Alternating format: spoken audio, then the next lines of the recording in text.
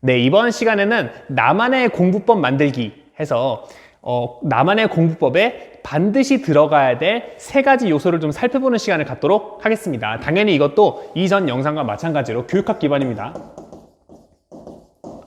교육학 기반이라는 얘기는 제 이야기가 아니라는 거죠. 그리고 여러 가지 실험 결과들이, 여러 가지 연구들이 뒷받침되어 있기 때문에 제가 100% 확신해서 말씀드릴 수 있습니다.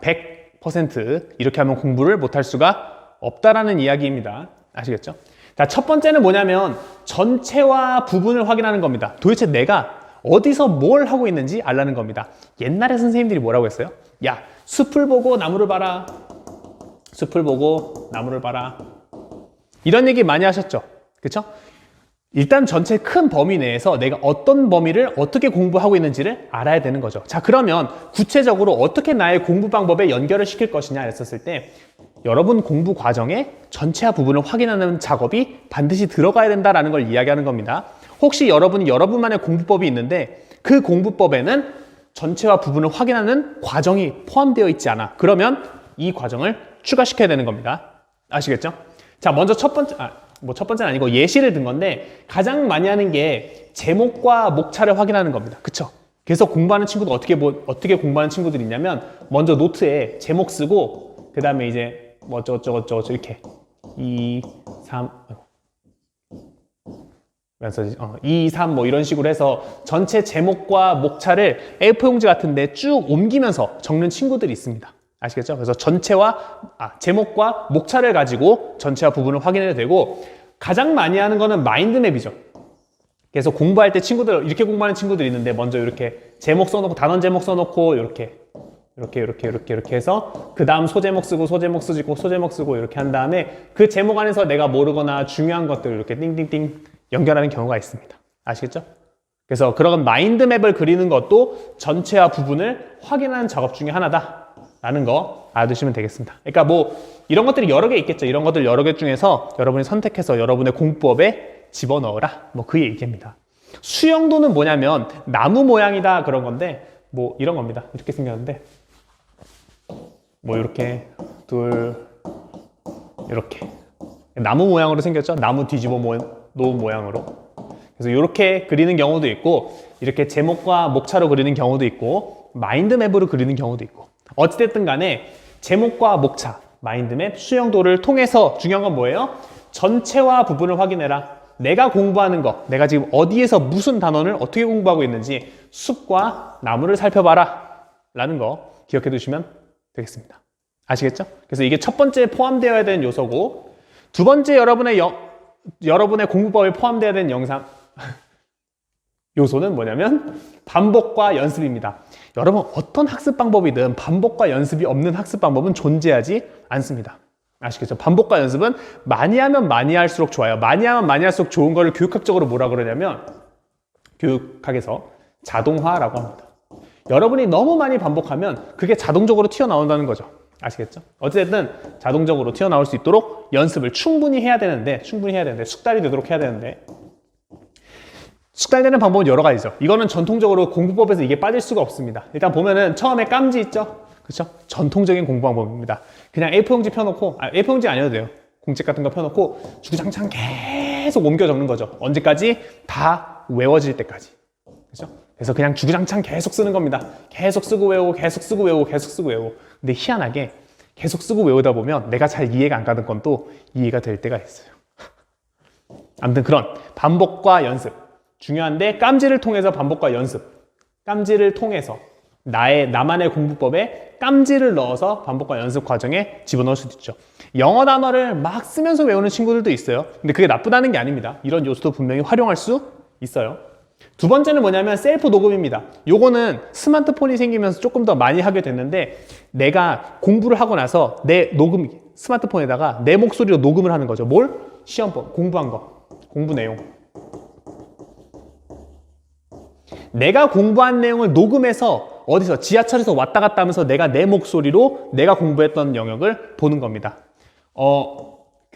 여러분들 잘 모르겠지만 장수생들인데 있어요. 이렇게 뭐 신림이나 노량진이나 이렇게 고시생들이 많은 공간들이 있거든요. 근데 고시생들은 두꺼운 책들을 엄청 하루 종일 많이 봐요. 아무튼 그렇거든요. 그래서 하루 종일 책을 보니까 그 눈이 피곤할 때가 있어요. 그러면 눈을 감고 내가 공부한 시험 범위를 귀로 듣는 거죠. 이해되세요? 그러니까 눈이 너무 피곤하니까 복습은 해야겠고, 그래서 귀로 듣는 경우도 있습니다. 보통 지하철이나 버스 같은 데서 활용을 많이 해요.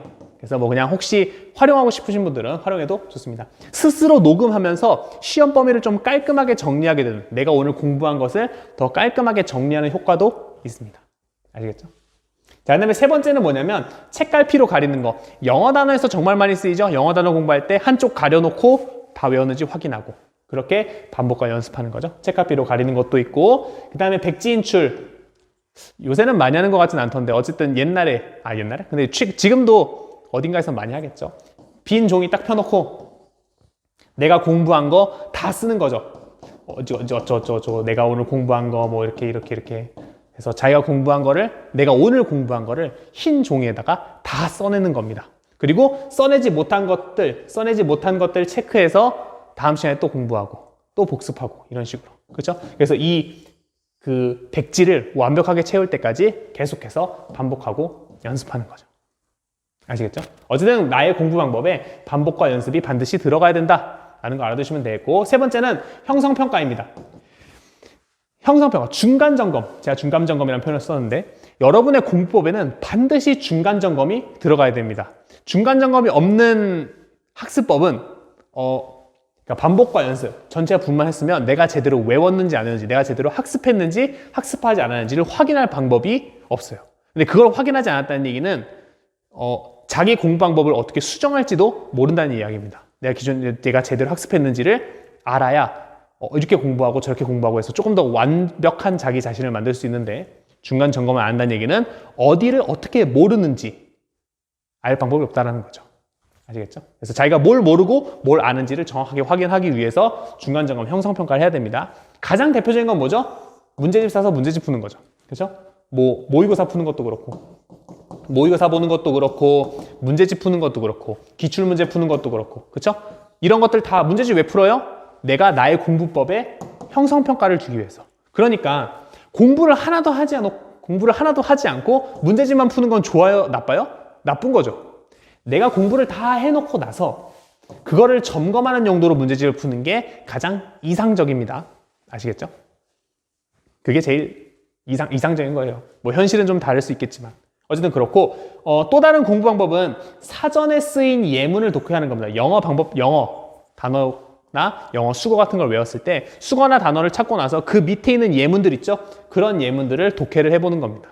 뭐 이런 식으로 하는 것도 있고, 스터디원끼리, 혹시 뭐 스터디를 하는 친구들 있으면 그 스터디원끼리 서로 문제를 내서 문제를 공유하는 경우도, 남이 낸 문제이기 때문에 나한테는 형성평가가 될 수 있겠죠. 그렇죠? 문제를 낼 때는 반복하는 거겠고요. 그렇죠? 아무튼 그렇게 해서 스터디원들과 문제를 공유하는 것도 좋은 방법이다 라는 거 알아두시면 되겠습니다. 당연히 이 외에도 여러 가지 방법들이 이 세 카테고리 안에 포함될 수 있습니다. 중요한 건 뭐예요? 중요한 건 이 세 가지 카테고리가 반드시 여러분의 필수 포함입니다. 필수. 내 공부법, 나만의 공부법에 이 세 가지가 다 들어가 있는지를 확인하세요. 나만의 공부법은 몇 개가 있어야 돼요? 과목마다 다르죠. 뭐 국어 공부, 수학 공부, 영어 공부 막 이런 식으로 과목마다 다 공법이 뭐 다를 수도 있고 같을 수도 있는데, 보통 사회나 과학 계열은 같을 수 있겠죠. 그렇죠? 뭐 사회 뭐 이런 과학 계열들은 같을 수도 있겠지만 아마 국영수는 조금씩 달라야 될 겁니다. 그렇죠?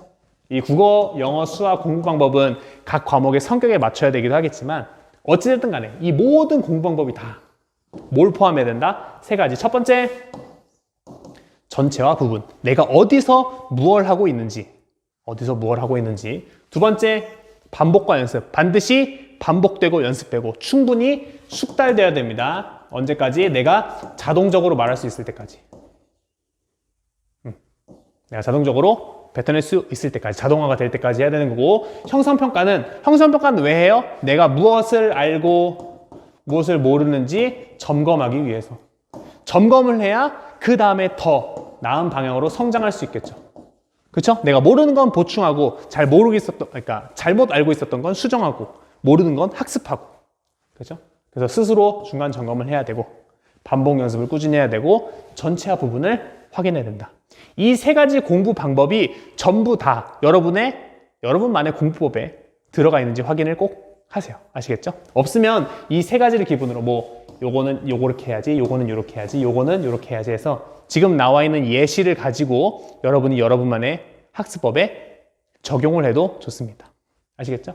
그래서 요런 것들이 다 들어가 있는 상태에서 플러스 알파로 여러분이 알고 있는 선배나 여러분이 알고 있는 뭐 학원 선생님이나 과외 선생님이나 학교 선생님이나 인생의 멘토나 뭐 이런 사람들의 학습법을 활용하면 좋겠습니다. 아시겠죠? 하지만 이거보다 이 세 가지가 우선돼야 된다는 거 제가 한 이야기인가요? 아니요. 전 세계 훌륭한 교육학 전공자들 중에서도 전 세계 교육학 전공자가 얼마나 많겠어요. 그렇죠? 근데 그 수많은 교육학 전공자들이 그래도 이게 제일 중요하지라고 하는 세계 교육학 교수들이 인정한 그 교육학의 핵심 중에 핵심을 제가 세 가지로 묶은 겁니다. 아시겠죠? 제 얘기 아니에요. 공부 방법엔 반드시 이 세 가지가 무조건 들어가 있어야 되고 무조건 들어가 있으면 어떻게 된다? 성적은 몇 퍼센트 오른다? 100% 오른답니다. 제가 한 이야기가 아닙니다. 아시겠죠?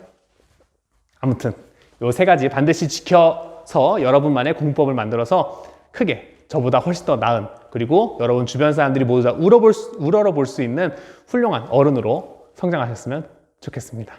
그럼 다음 시간에 더 좋은 영상으로 찾아뵙도록 하겠습니다. 감사합니다.